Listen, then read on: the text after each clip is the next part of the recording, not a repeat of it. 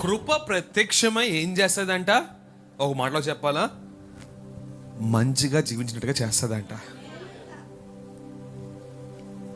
ఒక్కొక్క మాట ఇంటికి వెళ్ళి చదవండి. లోకంలోకి వెళ్ళకుండా చేస్తుందంట. లోకంలోకి వెళ్ళి పాపం చేసి తప్పులు చేసి చెడు జీవితం జీవించిన తర్వాత క్షమించేది కాదు. హలో, అర్థమవుతుందా? This is important. కృప మీద నమ్మి కూర్చున్నవాడు ఆ లోకానుసారమైన జీవితము, ఇన్ఫాక్ట్ ఇంగ్లీష్లో అన్గాడ్లీ ఉంటుంది, దైవికంగా లేని జీవితాన్ని జీవించరంట. ఎంతమందికి మాట్లాడుతూ అవుతుంది? దిస్ ఇస్ గ్రేస్ అబ్బా. Grace will not let you to go in to the world. నువ్వు కృపను కానీ నమ్మితే లోకానుసారమైన జీవితం జీవించమంట. ఆ మాటలు మరలో ఒకసారి అందరూ చదువుదాం. లెట్స్ రీడ్ లైక్ అందరూ చదివితే చదవండి, కానీ అందరూ తీసియండి. Titus chapter 2 11-12.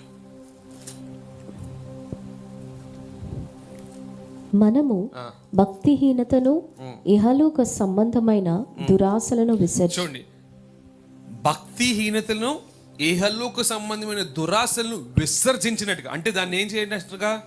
విసర్జించడం అంటే ఏంటి? చీ అన్నట్టుగా చేస్తుందంట కృప. అర్థమైన చేతులు స్తోత్రం చెప్పాము. See, I want you guys to focus on this. ఈ మాట గుర్తుపెట్టుకోండి. కృప చేసిన తప్పులు బట్టి క్షమించేది నుంచి, కృప నిన్ను అలాంటి చెడుని అసహించుకున్నట్టుగా చేస్తుందని నమ్మే జీవితం నీకు కలుగును కాక. Just think about this. ఎందుకని కృప అనేది తప్పు చేయడానికి ఒక టికెట్, ఒక లైసెన్స్ కాదు. ఇది కృప అనేది తప్పు చేయనివ్వకుండా కాపాడే బహుమానము. కృప అనేది నువ్వు తప్పులోకి వెళ్ళకుండా నీకు అడ్డుగోడ వేసే బహుమానం. అది it will stop you to be like a sinner. పాపిగా లేకుండా ఉండే జీవితాన్ని, ఆర్ లోక సంబంధించిన వ్యక్తిగా ఉండే జీవితాన్ని జీవించుకుంటూ ఆపేది దేవుడి కృప. విసర్జించినట్టుగా చేస్తాడట.